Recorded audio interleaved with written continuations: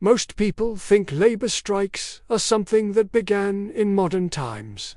But one of the first recorded worker strikes in history happened thousands of years ago in ancient Kemet, during the reign of Pharaoh Ramses III.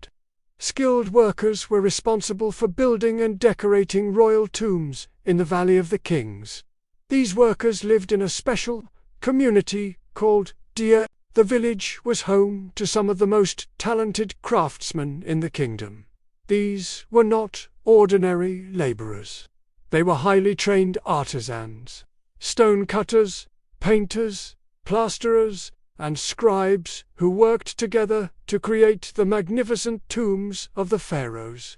Their work was extremely important. The tomb of a pharaoh was believed to be the eternal home of the king in the afterlife. Every wall, painting, carving, and inscription had deep spiritual meaning. Because of their skill, these workers were given homes for their families and were paid regularly with food rations instead of money. Their main payment was grain, which was used to make bread and beer, to staple foods in daily life. As long as the rations arrived on time, the workers and their families could live comfortably. But during the reign of Ramses III, something began to go wrong.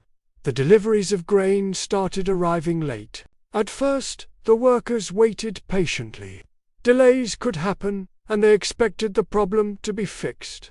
But the rations did not arrive. Days passed, then more days passed, and the workers' food supplies began to run out.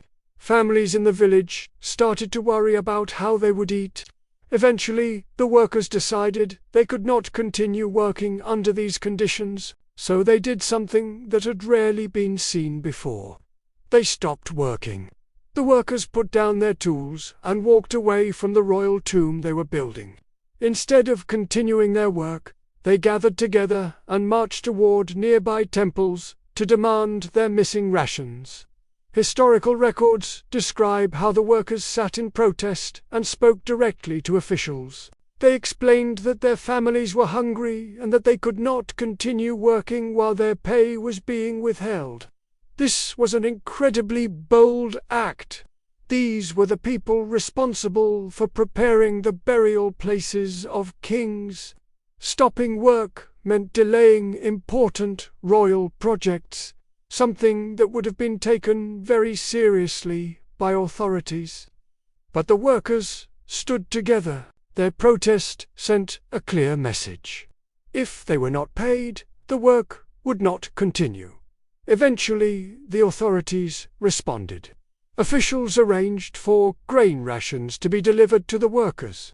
And once the supplies arrived, the craftsmen returned to their jobs and continued working on the royal tombs. What makes this event so remarkable is that it was recorded by scribes. Written documents preserved the workers' complaints, their protest, and the eventual resolution. Because of these records, historians today consider this event one of the earliest documented labor strikes in human history. Thousands of years ago, in ancient Kemet, workers already understood something very powerful. When people stand together, their voices can be heard. And this moment reminds us that the history of worker rights and collective action reaches much farther back in time than many people realize. Knowing Kemet changes how you see history and ultimately how you see yourself.